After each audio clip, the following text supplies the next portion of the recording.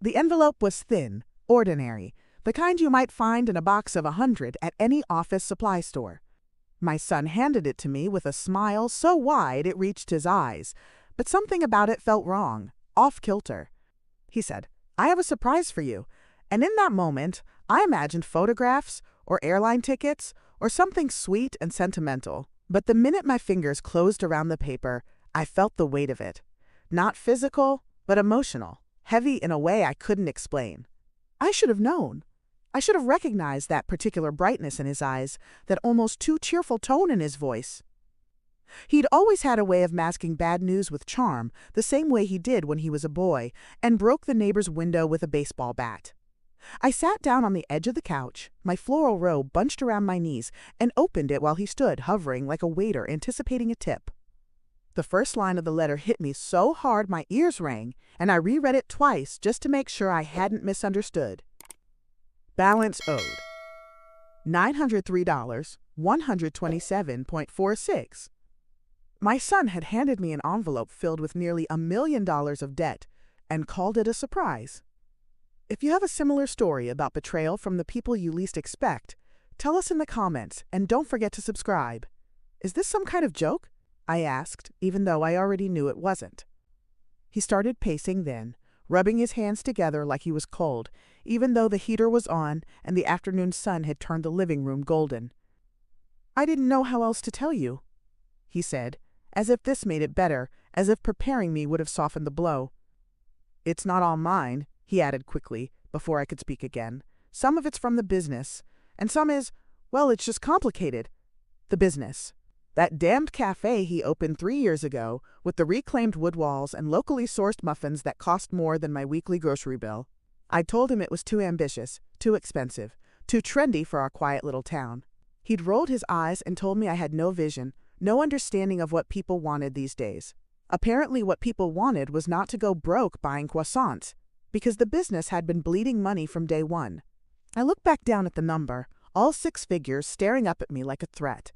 "I don't understand why you're showing me this," I said, even though I was starting to understand far too well. He sank into the armchair across from me and sighed. Like this whole thing was exhausting for him, like I wasn't the one whose heart was pounding like a runaway train. "Because I need your help," he said plainly, and the way he said it made it sound like asking your mother for nearly $1 million was the most natural thing in the world. I stared at him, at the dark circles under his eyes, the way his knee bounced nervously, and for a second I was back in that delivery room 33 years ago, holding him for the first time. He was the most beautiful thing I had ever seen, and I promised him then I would always protect him. But I never promised to fix his mistakes. I never promised to dig him out of a financial grave so deep it had its own zip code. "I don't have that kind of money, Caleb," I said. "Even if I did, why would you think I'd give it to you?" The silence that followed was as sharp as broken glass. Caleb's expression changed, just a flicker, but I saw it, the twist of his mouth, the drop of his eyes. "Because you have the house," he said slowly, like he was testing the words before committing to them. "It's worth at least $1.2 million, and it's paid off." I stared at him, stunned, and then laughed, a dry, bitter sound that didn't feel like it belonged to me. "You want me to sell my house?" I asked, even though I knew the answer. He didn't say yes, but he didn't say no either.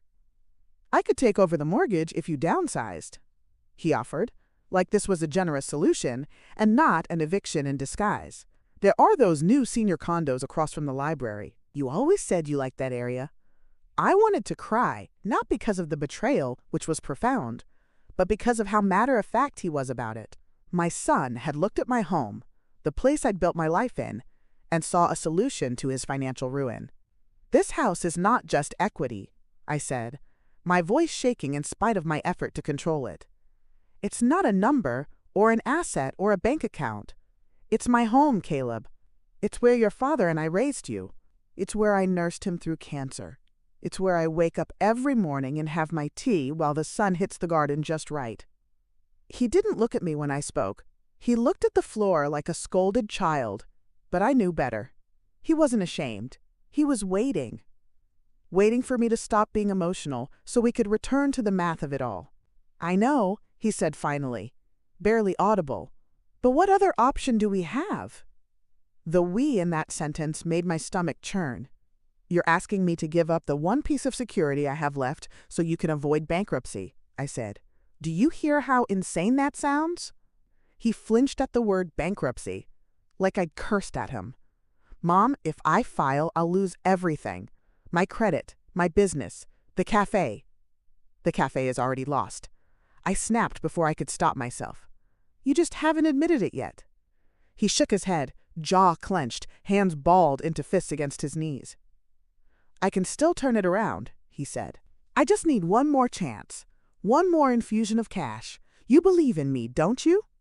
I didn't answer him. Not because I didn't believe in him, but because I didn't know if belief mattered anymore. I got up from the couch and walked to the kitchen, needing space, needing something to do with my hands. I poured myself a glass of water, even though my throat was too tight to swallow. From the window, I could see the camellias blooming along the fence line, the ones Henry and I had planted together 20 years ago. I wondered if Caleb remembered that day, how we'd let him dig the first hole with his plastic shovel and cheered like he'd discovered oil. Probably not.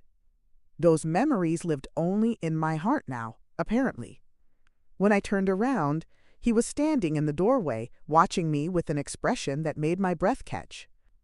I know this is a lot, he said softly, but you've always come through for me. That was the moment I realized he didn't see this as betrayal at all. To Caleb, this was just another chapter in the story of me saving him. From scraped knees, from bad grades, from failed relationships, and now from crushing debt. I can't do this, I said, my voice low, almost a whisper. He stepped forward, but I raised my hand to stop him. No, I need you to hear me. I can't. I won't. The look on his face then wasn't shock or hurt. It was something colder. Calculation. So that's it? He asked. You're choosing your house over your own son? The accusation hung in the air, sharp as a slap, and I felt it sting deep in my chest. Don't do that, I said, trying to steady my voice, though my hands had begun to tremble. Don't turn this into some twisted version of betrayal where I'm the villain. He looked at me like he didn't recognize who I was anymore, and maybe he didn't. Maybe for him, I had only ever been useful if I could solve something. I leaned against the counter and stared into the sink, where a teacup from this morning still sat with a faint ring of dried chamomile at the bottom. This isn't about choosing a house over a son, I added. It's about boundaries. And the fact that you crossed a line so far back, I can't even see where it started. He scoffed, but there was no real confidence behind the sound. Wow, he said, drawing out the word like a slow unraveling. I guess I shouldn't be surprised. I turned to him then, really looked at him. My son, my boy, the man I raised with everything I had. His eyes, once soft and curious, had turned hard with desperation, a kind of quiet panic dressed up as entitlement. You're not surprised? I asked. Caleb, you showed up at my house with a letter full of debt and a smile like it was a birthday card. He had the audacity to shrug, as if that would soften the blow. You've always said family helps family, he muttered. Yes, when they're in trouble, not when they've buried themselves in a financial grave and expect me to hand them the shovel. My voice cracked a little on the last word, but I didn't let the tears come. I had cried too many times over him already, over his choices, his disasters, his endless charm that always seemed to win him another chance. But this wasn't about second chances. This was about the end of something I'd been pretending still had life in it. I'm not asking you to give me the money outright, he said suddenly, seizing on a new angle, the way he always did when the first didn't work. It could be a loan, secured by the house, if that makes you feel better. I stared at him in disbelief, unsure if he was joking or genuinely delusional. You want me to mortgage my home and loan you nearly $1 million with what, your handshake as collateral? He didn't answer right away, but the hesitation said more than words could. You've always trusted me, he said quietly. No, I corrected. I've always hoped you'd come through. There's a difference. His mouth opened slightly, like he hadn't considered that nuance before. I'm sorry you feel that way, he said, and I had to stop myself from laughing bitterly because nothing says accountability like an apology about someone else's feelings. The thing about motherhood is, you never really stop hoping. Even when hope feels foolish, even when it's betrayed, it sits quietly at the bottom of your chest, waiting. I had hoped, through every bad business decision, every sudden move, every new girlfriend with big dreams and empty ambition. I had hoped that one day he would wake up and realize his potential without leaving a trail of debt and burned bridges behind him. But now I saw that Caleb didn't want growth. He wanted rescue. He wanted to be handed the solution neatly wrapped in unconditional love and zero consequences. "I've supported you more times than I can count," I said. "And I'd do it again if this were about survival. But it's not, Caleb. It's about entitlement. And I won't be complicit in your downfall just to feel needed." He sat back down, more deflated than before, his arms dangling between his knees. "So what, you're just going to let me drown?" he asked, quieter now, and somehow that was harder to take than the anger.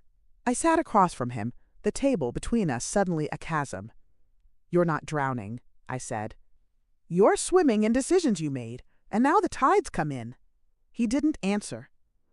He just rubbed his jaw, the way his father used to when he was thinking hard, and I felt my stomach twist at the resemblance. "Do you know what $900,000 means to someone like me?" I asked. "It's not just money, it's freedom, it's peace of mind. It's knowing that in my old age, I won't have to worry about being a burden." He looked up at me then, and for a moment he almost looked like my little boy again. "I didn't come here to hurt you," he said, sounding like he meant it, which made it worse. "But you did," I replied gently. "You came here with a plan to save yourself, and you didn't care what it would cost me." He shook his head. "That's not true." "Isn't it?" I reached into the envelope and slid out the remaining pages, the ones I hadn't dared look at yet. Page after page of itemized debt, each line item a window into a life I didn't recognize. "When did you take out a loan for $120,000 with a 19% interest rate?" I asked, holding up a page. He winced. "That was for the expansion. The extra dining room, remember?" "The one you never finished?" I said, not bothering to hide the disbelief in my voice. "It's been 2 years, Caleb." The truth was, I'd known things were bad. I just hadn't known how bad. He always made excuses, glossed over the details, said he was working on it, or that things were turning around. I wanted to believe him because the alternative was admitting that he wasn't just struggling, he was failing. Not once, not momentarily, but fundamentally. He'd built his house on sand and kept inviting waves. "I'm sorry," he said again, this time barely above a whisper. "I didn't know what else to do." "You could have come clean sooner," I said, "before the desperation turned into a plan to make your mother homeless." His face crumpled then, shame finally cracking through the defensiveness. I stood up again, not because I was angry, though I was, but because I needed to move, to keep from drowning in the heartbreak of it all. "You have to leave now," I said quietly, and I didn't look at him when I said it. "I need time to think, to breathe, to figure out what this means for us." "Mom, don't do this," he said, rising too quickly and knocking his chair backward in the process. "I didn't come here to ruin anything." "No, you came here to fix something, and instead, you've broken something else." He didn't argue. Maybe he knew that pushing further would only dig the hole deeper. I walked into the door, and he turned at the threshold like he was going to say something else. But I shook my head, and that was that. I closed the door slowly, locked it, and leaned against it until the quiet became unbearable. I didn't cry until the kettle screamed. It had been sitting on the stove, forgotten after I filled it with water and turned the burner on out of habit. The sound pierced through the stillness of the house, and that's when the tears came, not soft and quiet, but harsh, shaking sobs that stole the air from my lungs. I sank to the kitchen floor, knees against cold tile, letting my back rest against the cupboard door as I wept, not just for the debt or the house, but for everything that had been unraveling for years, unnoticed or ignored. I cried for the little boy who used to run to me with scraped elbows and wide eyes, and for the man who now saw me as a solution, not a mother. I cried because I didn't know if I could forgive him for what he'd asked, or if I even should. The envelope was still on the table, its flaps gaping like a mouth caught mid-confession. The pages inside it held numbers I didn't understand and choices I couldn't take back. But the truth had been delivered, and I couldn't pretend things were the same anymore. I didn't sleep that night.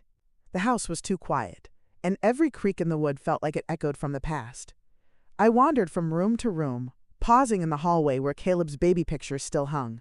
His tiny fist curled beside his cheek in the hospital photo, the one I framed the week I brought him home. There was the shot of him in his first Halloween costume, a floppy-eared puppy he'd refused to take off for 3 days, and the one from his high school graduation, where his smile was crooked but proud, and I was behind him, teary-eyed and hopeful. I stood there for a long time, my fingers brushing the edges of the frame, wondering where that version of him had gone. The boy who used to draw me cards with misshapen hearts and scrawled, "I love you, Mommy," across the front. The boy who used to fall asleep on my lap while we watched movies. His breath even and warm against my skin. He had vanished somewhere between ambition and desperation, and now all I had was a man with a business plan and a mountain of debt. I finally went to bed at 4:17 a.m., exhausted and hollowed out, but still unable to close my eyes. In the morning, I called my sister Lorraine. She was always the one who said the thing no one wanted to hear, but needed to. "He asked for what?" she said, voice sharp as ever, even though she was 3 time zones away in Portland. 900,000 and change, I replied, pouring myself a cup of lukewarm coffee I'd brewed an hour earlier and forgotten about. "Jesus, Marie." I winced at the sound of my name. Only Lorraine ever used it anymore, and only when she was angry or worried. "What did you say?" she asked. "I said no," I answered, but it didn't feel like enough. Lorraine let out a long breath that sounded like she was pacing on the other end. "That kind of ask doesn't come out of nowhere," she said finally. "He's been planning this." I hadn't let myself think that far, but as soon as she said it, I knew she was right. The envelope, the timing, the practiced calm in his voice. It hadn't been a spontaneous confession. He'd come prepared, as if rehearsed, knowing exactly what buttons to push and when to push them. He even brought up the idea of me moving into one of those senior condos near the library, I said. Like he'd already picked it out for me. "Oh, hell no," Lorraine snapped. "You're not going anywhere." "I know," I said, but my voice lacked the conviction I needed it to carry. Because the worst part, the absolute cruelest part, was that a small, frightened voice in the back of my mind had whispered, maybe I could. I hated that voice, but it was still mine. Lorraine wasn't done. "Listen to me," she said, firm and focused now. "You worked for that house. You and Henry built that life, brick by brick, while Caleb was still learning how to tie his shoes." Her words made me choke up again, but I blinked the tears away. "That house is your safety net, and you don't set it on fire just because someone else is cold." She had a way with metaphors, my sister. Always had. "You're right," I said, and I meant it, even if I still felt unmoored. "You need a plan," she added, and I nodded, even though she couldn't see me. "Because this won't be the last ask. Not from someone who sees your assets more clearly than he sees your worth." By lunchtime, I drafted a list. Half survival instinct, half therapy. Step 1. Speak with a financial advisor to understand exactly how much the house was worth and what it meant if I liquidated any part of it. Step 2. Contact a lawyer and document the conversation I'd had with Caleb, just in case things went further than guilt trips. Step 3. Update my will, because if he was this desperate now, I couldn't risk what might happen when I was no longer around to say no. Step 4. Remember that love does not mean sacrificing yourself entirely. I folded the paper and slid it into my kitchen drawer beside the pens and batteries and takeout menus I never used. Caleb hadn't called or texted, and I didn't know if that was a good sign or just the eye of the storm. Either way, I knew this wasn't over, not by a long shot. And for once in my life, I wanted to be ready when the next knock came. The knock came sooner than I thought, Thursday evening, just before sundown. I was pruning the roses out front, still wearing my gardening gloves when I saw his car pull into the driveway. I considered pretending I wasn't home, but he saw me and waved, like everything was fine. I straightened up and brushed the dirt off my knees, heart already hammering in anticipation. "Hey, Mom," he said, stepping out with an over-the-top smile that made my stomach twist. "I brought dinner. Thought we could talk." In his hand was a brown paper bag, the logo of that overpriced Thai place he loved, stamped across the front. "Didn't think you'd be cooking," he added casually. I didn't take the bag. I didn't move. "Caleb, what are you doing here?" I asked, keeping my voice as neutral as I could. He blinked at the question, as if surprised I didn't greet him with a hug or a thank you. "To talk," he said again, slower this time, like I was the one not following. "We talked," I said. "And I need space." He looked genuinely wounded then, as if my boundaries were offensive. "You didn't even let me explain everything," he said. "There's more?" I asked, and suddenly the smell of curry from the bag made my stomach turn. "Yeah," he said, setting the bag down on the porch like it was a peace offering. "There's a lot I didn't tell you, and you need to hear all of it. If you're still listening to my story, please take a moment to subscribe. It only takes a few seconds for you, but it makes a big difference for me." I stared at the brown bag like it was ticking. "I'm not hungry," I said flatly, still gripping my garden shears, though I didn't intend to use them. Caleb shoved his hands in his pockets and rocked back on his heels, the picture of exaggerated patience. "Can we at least go inside?" he asked. "No," I said, too tired to dress it up with pleasantries. "If you have something to say, you can say it right here on the porch." His jaw clenched slightly, but he nodded and leaned against the railing like it was a casual visit. "All right," he said, voice too light to be genuine. "You were right, okay? About the cafe. About everything."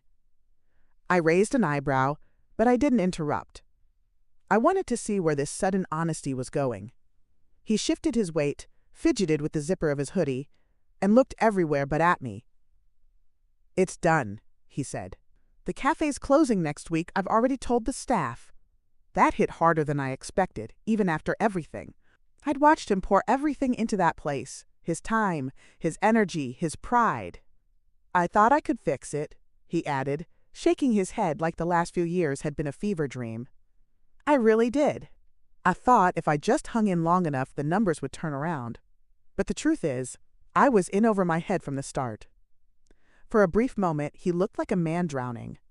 But I had learned that guilt and strategy often wore the same face. "I'm sorry it didn't work out," I said, and I meant it, because failure hurts even when it's deserved. "But you should have come to me sooner, not when you were already underwater." "I know," he said, and this time I believed him. "I just didn't want to disappoint you again." "You didn't disappoint me," I said, though part of me wasn't sure that was true. "You scared me." "There's a difference." "Scared you how?" he asked, leaning forward a little. "You made me realize that you see me more as a safety net than a mother," I answered. His face fell, and I didn't enjoy the way it happened, but I didn't take it back either. "That's not fair," he murmured. "No," I said. "What's not fair is asking your mother to mortgage her house to clean up your mess." His mouth opened, then closed again, like he couldn't figure out how to argue without confirming my point. "I know you think I'm a mess," he finally said, quieter now, and something about the way he said it sounded younger. "I don't think you're a mess," I replied. "I think you're lost, and instead of figuring out how to find your way back, you're looking for shortcuts." That landed hard. He looked down at his shoes, and I saw the way his hands twisted together. Nervous, like they used to when he had nightmares as a boy.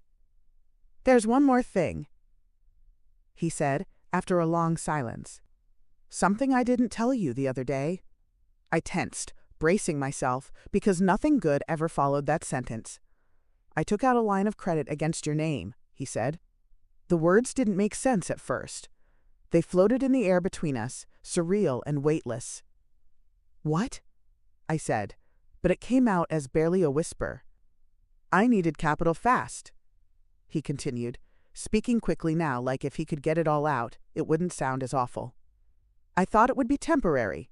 Just a bridge loan. I used your name and social security number. It was before the business really started falling apart. My knees gave a little, and I gripped the porch railing to stay upright." "How?" I asked, but it didn't matter how, only that he had. I knew where you kept your tax papers, he said, not meeting my eyes. You still leave that file cabinet unlocked in the guest room. The guest room. He'd stayed in there over Christmas. For 3 nights. I had made him pancakes, and we'd watched a movie, and I'd thought, naively, that maybe we were rebuilding.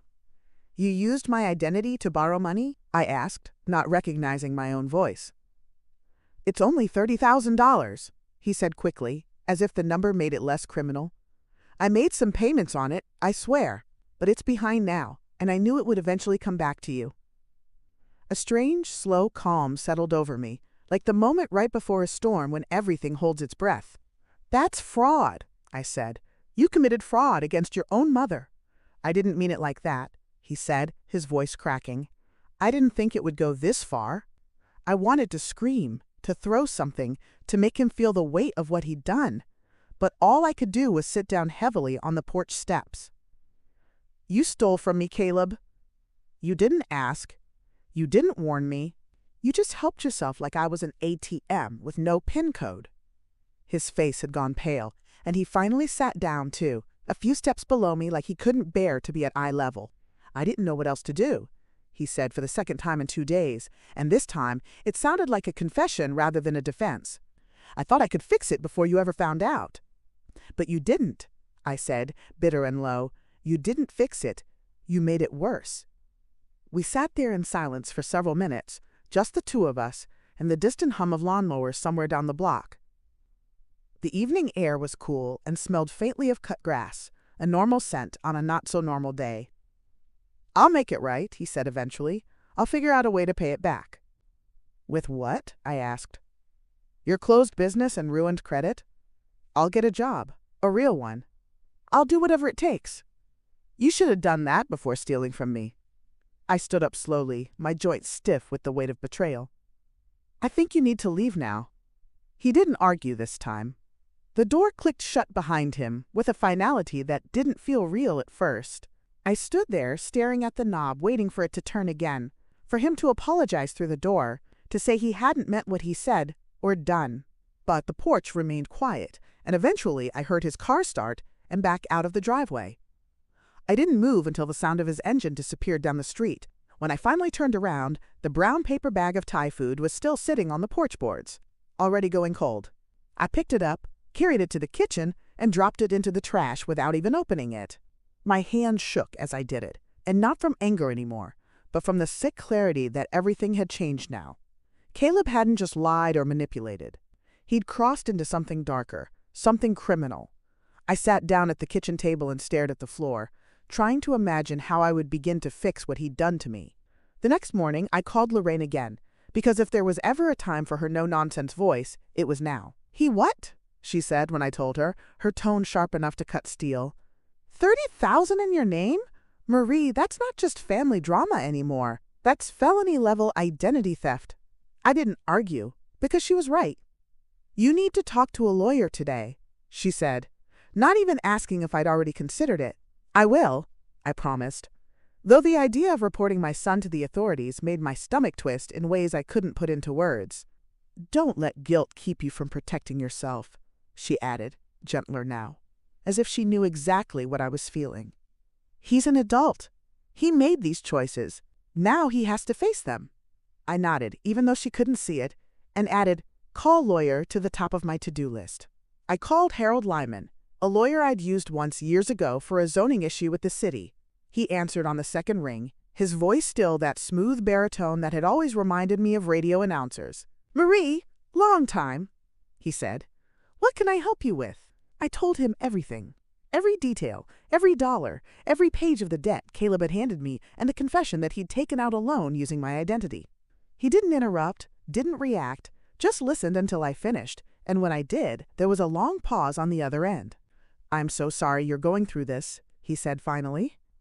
But the first thing we need to do is secure your credit and notify the lenders. Do I have to press charges? I asked quietly. Not yet, he replied, but we'll need to document everything in case this escalates or he tries to do it again. The idea that there might be more made my head spin.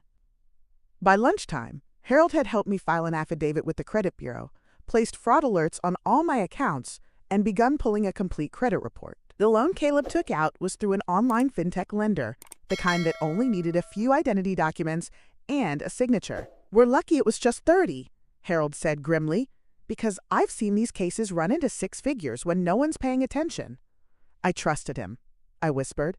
"I never imagined." "You're not alone," he said, and the gentleness in his voice nearly undid me. People don't expect this from their own children. That's what makes it so devastating. I thanked him, promised to send over the signed documents by the end of the day, and hung up with my head spinning. Everything felt surreal, like I'd fallen into someone else's story, the kind that ends up on talk shows or true crime podcasts. Except this wasn't entertainment. It was my life. That afternoon, I sat on the couch with a mug of untouched tea, trying to wrap my head around how far Caleb had fallen. I remembered the boy who used to pick wildflowers for me from the edge of the schoolyard, hands stained with green and eyes bright with pride. The boy who used to cry when he saw other kids getting scolded, even if it had nothing to do with him. Where had that sensitivity gone? Had I missed the moment it hardened into entitlement? Or had it always been there, buried beneath charm and apology and 1,000 reassurances that he was just trying his best? I didn't know. I wasn't sure if I wanted to know. All I knew was that I was tired of being collateral damage in his personal storms. And this time, I wasn't going to wait around hoping he'd come clean. The phone rang around 6:30 p.m., and I didn't recognize the number. I let it go to voicemail, heart in my throat. A few minutes later, the transcript popped up on my screen. "Hi, Mom. It's me. Look, I know you're probably angry, really angry. But I didn't mean to hurt you. I panicked, okay? Please call me. We need to talk. I want to make things right." I stared at the message for a long time, then deleted it. Not out of cruelty, but out of necessity. Because wanting to fix something didn't mean knowing how, or having the right to demand forgiveness. The next morning, there was a knock at my door. I hesitated before answering, but when I looked through the peephole, I saw a woman in a gray suit holding a clipboard. "Mrs. Hayes?" she asked when I opened the door. "I'm from the bank. I'd like to speak with you about the status of a delinquent account opened under your name." My knees went weak. "Which account?" I asked, heart pounding. She gave the name of the lender, the same one Caleb had confessed to using. "There's a payment of $6,000 overdue. We've made several attempts to contact the borrower, but the mail has been returned." "That's because it's not my address," I said, voice trembling now. "That loan was fraudulently opened by my son." The woman raised her eyebrows slightly but didn't look surprised. "You'll need to provide a notarized identity theft affidavit," she said, pulling a form from her clipboard. "We'll flag the account, but further action depends on whether law enforcement is involved." I took the papers, closed the door gently, and sat down at the kitchen table again. It seemed like every day brought a new consequence I hadn't prepared for. One lie turned into $30,000, and $30,000 turned into default notices on my doorstep. I hadn't asked for this war, but I wasn't about to lose it by pretending peace was still possible. I picked up the phone, called Harold again, and told him I wanted to proceed with a formal report. "Are you sure?" he asked. "He's your son." "Yes," I said, and the clarity in my voice surprised even me. "He's my son, but I'm still my own person, and I refuse to be collateral damage ever again." Filing the police report was nothing like I expected. It wasn't dramatic or loud or full of gasps and tears. It was quiet, procedural, and oddly sterile. Officer Dupree, the man who took my statement, didn't flinch when I said the suspect was my son. He just nodded and handed me a pen, his eyes kind but unreadable. "You'd be surprised how common this is," he said when I hesitated over the line asking for the relationship to the accused. "Family fraud's on the rise. People trust the people closest to them. That's what makes it easy and hard." I checked the box next to son and felt something inside me settle into place. Not relief, exactly, but resolve. I didn't cry, didn't waver. I just signed my name, and when I handed the paper back, my hands were steady. Back home, the quiet felt different now. Less like mourning and more like boundaries. I closed the blinds, turned off my phone, and made a list of everything I needed to do to reclaim my financial space. I canceled the joint account I had once opened for emergencies, which he hadn't accessed in years, or so I'd thought. I locked down my credit, updated every password I could think of, and moved my savings into an account under a brand new bank. It felt paranoid, but it also felt necessary, like locking the doors after finding out your house had been robbed by someone with a key. I reviewed every piece of mail, every bill, every strange number on my caller ID. There was no room left for trust without verification. Love, maybe, but not trust, not anymore. 3 days later, a letter came from the district attorney's office. They were moving forward with the investigation. It was strangely surreal to see my name on official letterhead like that, printed above words like victim and complainant. Harold called the same afternoon and confirmed that the bank would be submitting evidence of the forged application. "You did the right thing," he said, and I believed him, even though I still hadn't stopped waking up at 3 a.m. wondering if I'd made a mistake. Lorraine called again that night and stayed on the phone for an hour, even when I didn't have much to say. "You did what you had to," she reminded me. "It doesn't mean you don't love him. It means you finally love yourself enough to stop being used." That landed like truth always does. Uncomfortable, but solid. Caleb didn't call for a week. Not a text. Not a voicemail. Not a single pop-up notification from the number I hadn't blocked but should have. I wondered if he knew yet. If a detective had reached out, if he had come home to a letter on his porch or a knock on his door. I pictured him reading the notice, jaw clenched, maybe swearing, maybe laughing in disbelief. Maybe he'd call me selfish again. Maybe he'd show up with those desperate eyes and a half-baked apology, hoping to manipulate the terms of reality. But none of that came. The silence stretched long and wide. And for the first time in years, it didn't feel like punishment. It felt like peace. That peace shattered the following Monday at 11:07 a.m. when the doorbell rang. I wasn't expecting anyone and nearly didn't answer, but when I peeked out, I saw a young woman in a blue pantsuit holding a leather folder. I opened the door halfway, cautious. "Mrs. Hayes?" she asked, offering a polite but professional smile. "My name is Layla Ashford. I'm an attorney representing Mr. Caleb Hayes. I'd like to speak with you regarding the actions taken against him." I blinked at her, unsure what part of this visit wasn't wildly inappropriate. "I'm not speaking without my lawyer present," I said. "Then I'll be brief," she replied. "Mr. Hayes is considering filing for emergency relief under familial abuse statutes, claiming financial retaliation." I laughed, actually laughed, so hard it startled her. "He's accusing me of abuse?" I asked, once the shock passed and the heat returned to my chest. "After he stole my identity and used my name to borrow money I never authorized?" She flipped open her folder, clearly expecting some pushback. "He's arguing that emotional duress and financial control played a role in his actions, that he felt coerced by fear of abandonment and financial insecurity." "Is that what we're calling fraud now?" I asked, eyes narrowing. "Financial insecurity?" She didn't answer, only tilted her head like a school counselor asking if I wanted to talk about my feelings. "Let me be perfectly clear," I said, my voice sharpening. "If your client attempts to paint me as the villain in a story where he forged documents and put me at financial risk, he will lose more than just this case. He'll lose whatever thin thread of family he still had left." She closed her folder slowly, her smile replaced by something less polite and more calculated. "Then you've made your position clear," she said. "You can have your attorney contact me if you change your mind." "I won't," I said, shutting the door in her face before she could offer another legal euphemism. I leaned against it for a long moment, letting the weight of what just happened settle into my bones.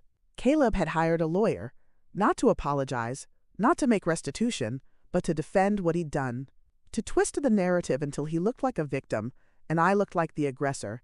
He wasn't just desperate. He was dangerous now, and I needed to protect myself accordingly. I picked up the phone and called Harold again. "I think it's time," I said. "Let's file for a protective order." Harold filed the request for a protective order that same day. It wasn't easy to ask for it, and it certainly wasn't how I'd imagined this part of my life would go. But I wasn't naive anymore. Not about my son, and not about the lengths he was willing to go to rewrite the truth. The court set a hearing for the following week. and Harold reassured me it would be swift, given the documentation already in place. He submitted the affidavit, the police report, and the creditor notices, along with a transcript of Caleb's voicemail and the visit from his lawyer. "We've got more than enough," he said calmly, "and judges don't look kindly on retaliatory legal threats dressed as emotional trauma." I nodded, but still felt the nerves in my chest coil like a nest of snakes. It wasn't about the paperwork, it was about what this meant. My son was no longer just making bad choices. He was trying to make me look like the villain in his own cautionary tale, and I refused to be cast in that role. The night before the hearing, I found myself sitting in the backyard with a blanket around my shoulders and a glass of red wine I barely touched. The stars above seemed impossibly far away, glittering like a million unopened letters I'd never get to read. Henry used to say that stargazing reminded him how small our problems really were. But this didn't feel small, not at all. It felt like the end of something sacred, the final shattering of the fragile belief that love, by itself, was enough. I looked out at the garden we'd built together, now slightly overgrown, but still blooming in places, like a memory that refused to die. The wind rustled through the rose bushes, and I heard a faint meow behind me, Mrs. Bixby, the neighbor's cat, who often visited uninvited. She rubbed against my leg, purred, then climbed onto the chair beside me as if she knew I needed company. "You've got better instincts than most people," I said softly. And for once, I didn't feel completely alone. The courtroom was quiet the next morning, fluorescent lights buzzing softly overhead as I sat beside Harold. Caleb hadn't arrived yet, but his attorney, Layla Ashford, was already at the opposing table, leafing through her notes with a grim determination. "Don't let her rattle you," Harold whispered, glancing sideways. "Her whole strategy depends on your guilt. Don't feed it." I nodded, gripping my folder of documents tighter than necessary. At precisely 9:03 a.m., the double doors opened and Caleb walked in, dressed in a blazer that didn't quite fit and eyes that darted everywhere except toward me. He didn't look angry or smug. He looked tired, brittle, like a man holding together a mask that was 2 seconds from slipping. He whispered something to Layla, who nodded once, then turned her attention to the judge entering the courtroom. "All rise," the bailiff said, and I stood, knees tight, heart hammering. I'd been through many hard things in my life, but never this. Judge Eleanor Price was a woman in her 60s, with a face like carved marble and eyes that missed nothing. She took her seat, looked at both tables, and wasted no time. "We're here to address a petition for a protective order filed by Mrs. Marie Hayes against Mr. Caleb Hayes," she said, her voice as even and dry as sandpaper. "I've reviewed the documentation submitted. Mrs. Ashford, you may respond." Layla stood, straightening the cuffs of her jacket. "Your Honor, Mr. Hayes acknowledges the financial missteps and understands the strain placed on his relationship with his mother. However, we assert that the actions taken by Mrs. Hayes stem from years of emotional control and financial manipulation. Mr. Hayes was raised in an environment where financial dependency was enforced rather than nurtured. His actions, while regrettable, were born of survival, not malice." I could barely keep my jaw from dropping. The lies rolled off her tongue like practiced poetry. Judge Price turned to Harold. "Mr. Lyman?" He stood calmly, flipping open a small binder with tabs. "Your Honor, the defendant's strategy seems to be blaming the victim for establishing boundaries. The facts are simple. Mrs. Hayes' identity was used without her knowledge to secure a personal loan of $30,000. When confronted, the defendant admitted to this action and attempted to justify it by referencing unrelated family dynamics. He slid a document onto the clerk's desk. This is a notarized copy of the bank's fraud report, confirming Mrs. Hayes' information was used without consent. Then another. And this is the police report filed before the defendant hired counsel. These aren't the actions of an overbearing parent. They're the actions of a woman trying to protect herself from escalating harm." He sat down. "We rest our case." Judge Price didn't hesitate. The facts speak for themselves. The use of someone's personal information for financial gain without consent is identity theft. The suggestion that this was warranted due to emotional hardship is not a valid legal defense. Caleb finally looked at me, And in that moment, I didn't see a sun. I saw a man who had burned every bridge and was standing in the smoke, wondering why he was alone. Protective order is granted, the judge continued. Mr. Hayes is to have no contact with Mrs. Hayes for a minimum of 12 months.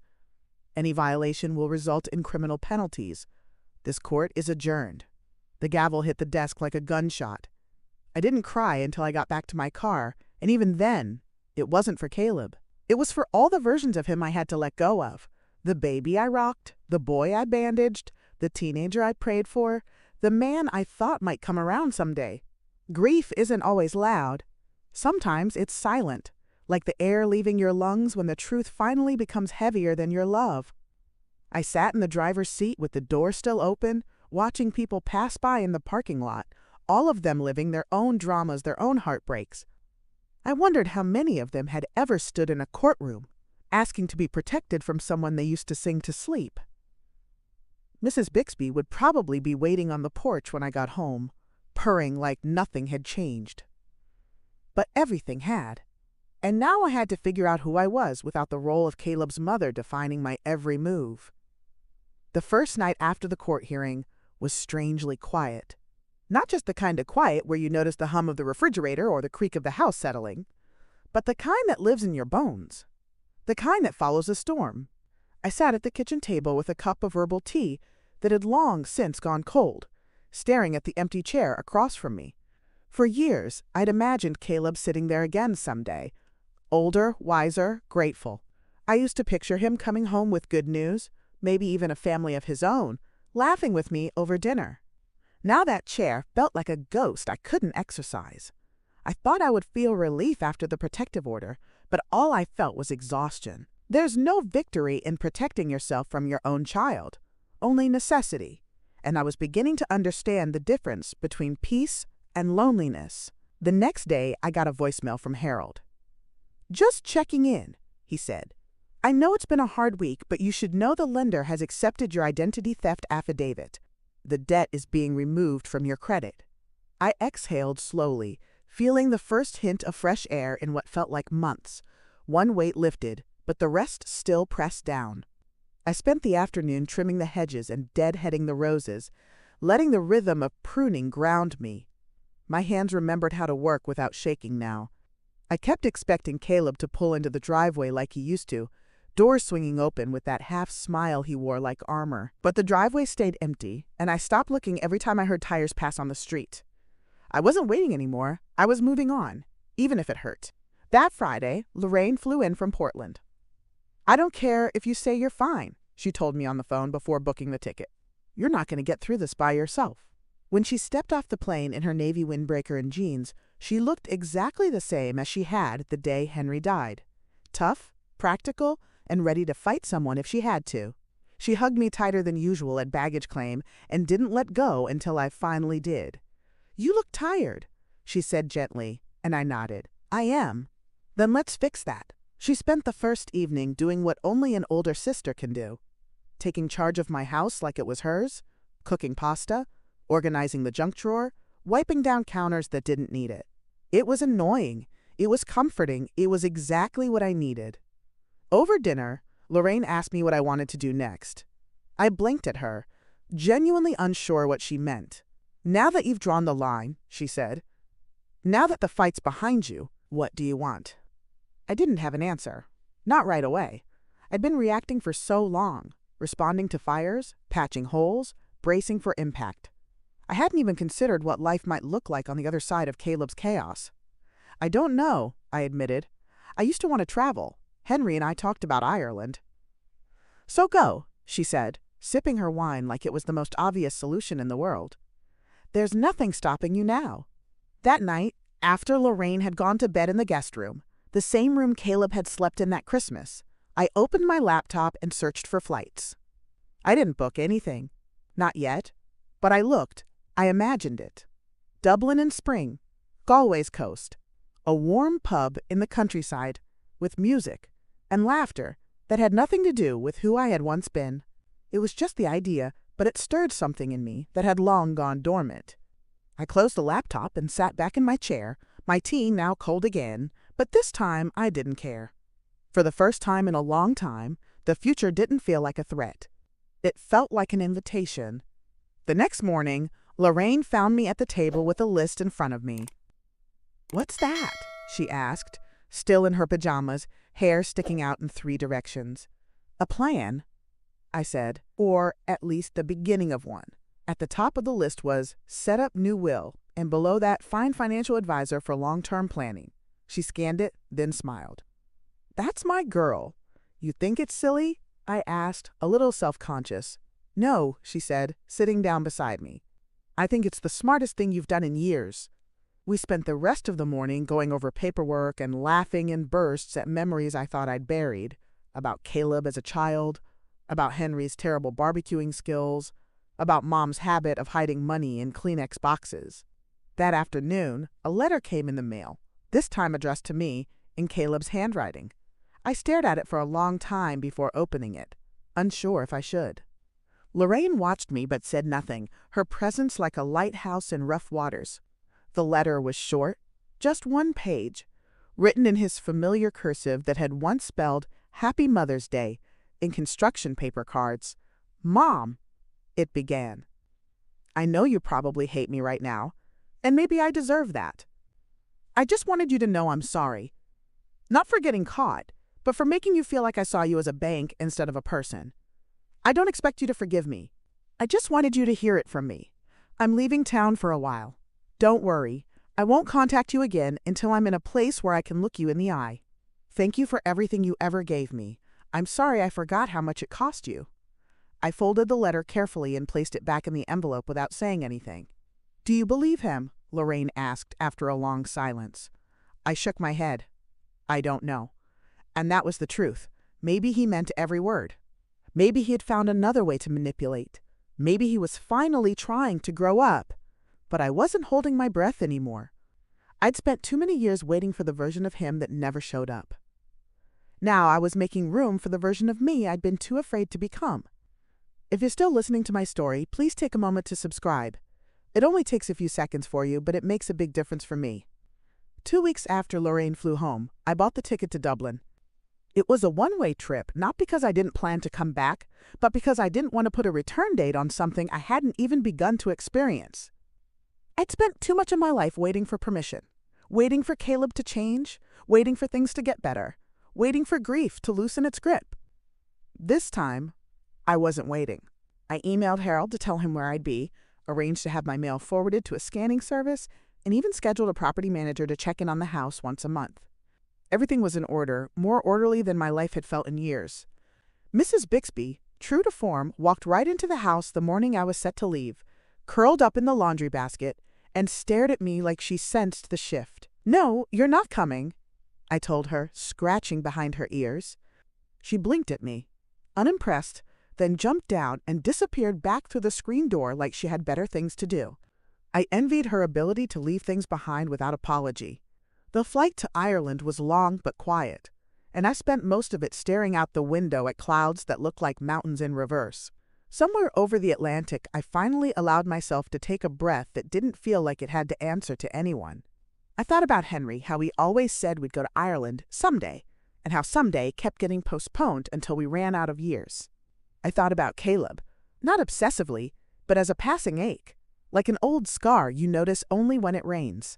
I didn't know where he was now, and that was a strange kind of peace in itself. I didn't know if he meant what he'd written in that letter, and I'd stopped trying to decide. His absence was still there, but it wasn't hollow anymore. It had weight, shape, a space I'd finally stopped trying to fill. The version of him I'd loved still lived in my heart, but the one who betrayed me no longer held the keys to my future. My first night in Dublin was quiet and rain-slicked. I checked into a small inn with ivy growing up its stone walls and a brass bell that jingled when I opened the front door. The room was small but warm, with a window that overlooked the street and the faint sound of fiddles from a pub 2 doors down. I didn't unpack right away. Instead, I sat on the edge of the bed and listened to the music drifting through the glass. The melody was upbeat, but there was something melancholy underneath, like a memory you almost remember. I closed my eyes and let the moment wash over me, the kind of stillness that feels like a beginning.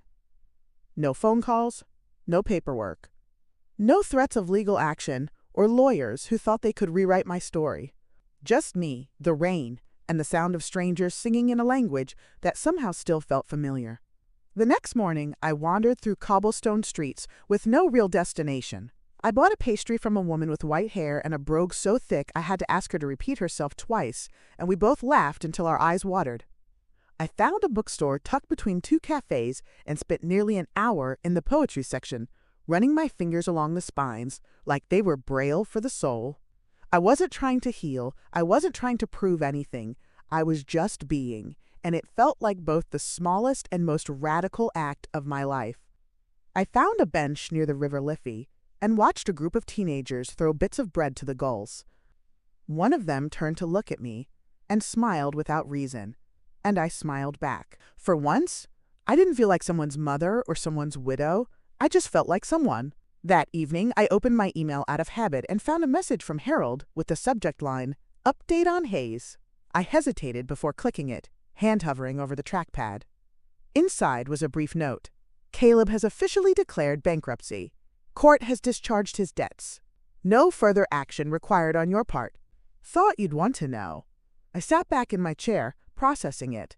Not surprised, not angry, just oddly numb.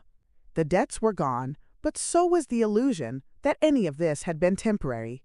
I stared at the words, "no further action," and thought about how that could apply to more than just legal paperwork. Maybe it applied to everything. That night, I took a walk in the drizzle. No umbrella, no destination.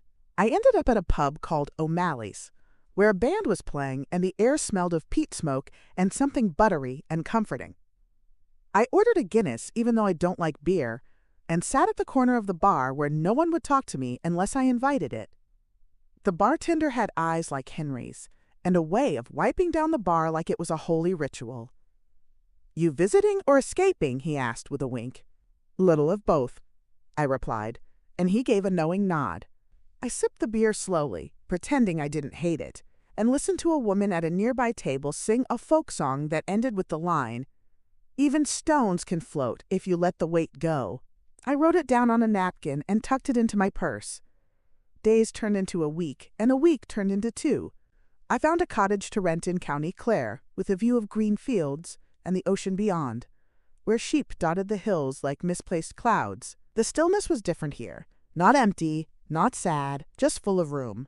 I started painting again, something I hadn't done since before Henry got sick. The first canvas was a mess, and the second wasn't much better, but the third one looked like the sky had feelings. I bought fresh bread every morning and learned how to say thank you in Irish Gaelic. I read long novels in bed and forgot to charge my phone more than once. I was still grieving what Caleb had taken, what I'd let slip away, what I thought love was supposed to look like. But I was also learning that boundaries weren't walls, they were doors you choose to close when needed, and maybe, if earned, open again. One morning, I checked my email and found another message from Caleb. The subject line was blank. The body of the email was short. "I know I promised not to contact you again until I'd earned it. I just wanted you to know I've been sober for 60 days. I'm in a work program down south, fixing roofs and living in a shared house. I still don't expect forgiveness, but I wanted you to know I'm trying to be better than the man who hurt you. No response needed. Caleb." I closed the laptop slowly, and for the first time in months, I didn't feel like crying. I didn't respond to Caleb's email. Not because I didn't care, but because I finally understood that silence didn't always mean anger. Sometimes silence was a form of mercy, a way of letting someone rebuild without the pressure of being seen too soon. I saved his message in a folder labeled "Letters I Might One Day Answer," and then I went outside to water the garden beds I'd planted behind the cottage. It was still early, mist curling along the stone fence like something alive, and the fields beyond looked like they had no end. The air smelled of damp earth and salt and something like forgiveness. Not the kind you give to someone else, but the kind you give yourself when you stop trying to control how the story ends. The roses were blooming again, just 3 of them, but they were stronger than the first batch I'd planted. I knelt beside them and traced a finger along one petal, soft and red and stubborn. "You survived," I whispered, and it wasn't clear whether I meant the flower or myself. The wind stirred, and the ocean behind me roared its approval. Everything, it seemed, was learning to start over. Later that day, I Skyped Lorraine for the first time since arriving in County Clare. She answered in her kitchen with her glasses halfway down her nose and a piece of toast in her hand. "You look like you've aged backwards," she said, before even saying hello. I laughed, and the sound surprised us both. "I feel different," I said. "Not fixed, but real."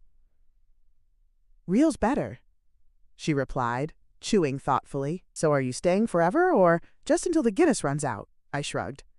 "I think I'll know when it's time to go home. Or maybe this is home now." She smiled, and I realized she wasn't worried about me anymore. Not like before. After we ended the call, I walked into town and stopped at the bakery for my usual brown soda bread. The shopkeeper, Siobhan, greeted me by name, and I realized I'd slowly become a regular. That's the thing about healing, it never announces itself with confetti. It creeps in through routine, through kindness, through conversations that don't revolve around pain. I asked Siobhan about her grandchildren, and she told me they were coming to visit from Cork next weekend. I offered her a recipe for lemon cake, the one Henry used to love, and she promised to try it if I brought her a sample. "I'll hold you to that," she said, waving me off with a grin. I didn't feel like a tourist anymore. I felt like a woman who had reclaimed the right to belong somewhere new. That evening, I started a letter, not to send, just to write. "Dear Caleb," it began, "I got your email. I'm glad you're taking steps. I hope they're for you and not for anyone's approval. I still remember the boy who used to line up his toy trucks by color and whisper goodnight to each one. I know you're in there somewhere, under all the fear and pride and ruin.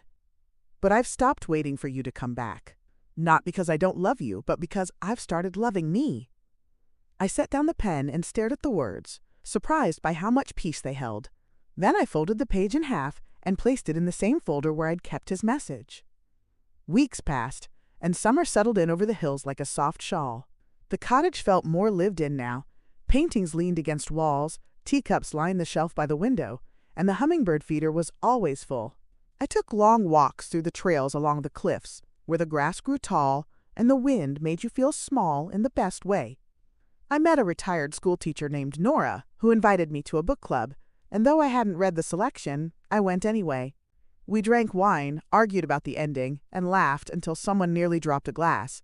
It felt like being seen without having to explain who I used to be. No one here knew about Caleb, or Henry, or the courtroom.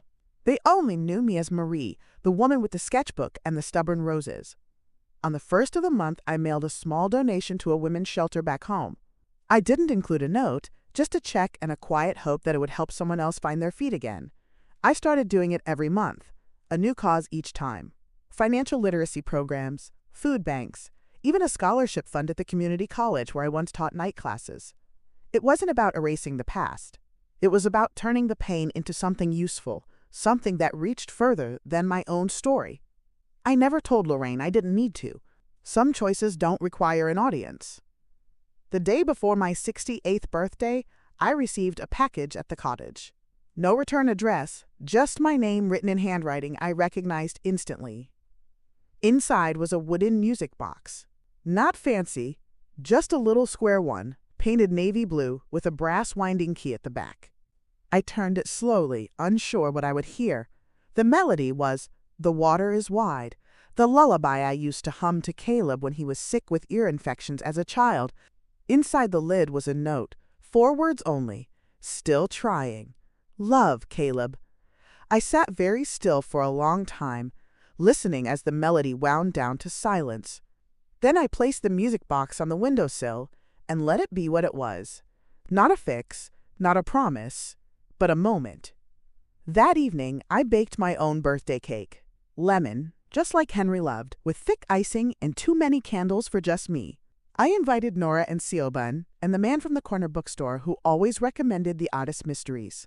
We sat in the garden with plates on our laps, the stars winking through the late summer sky. No one brought gifts, but I received everything I needed. Laughter. Company. a night that ended with warmth in my chest instead of dread. When the last guest left, I stood at the edge of the garden and looked up at the stars. "Thank you," I whispered, and this time I wasn't talking to anyone in particular. I was just grateful to have made it through. Thank you for listening to my story. Before you leave, there's another story similar to the one you just watched. You'll see it on the top left of your screen.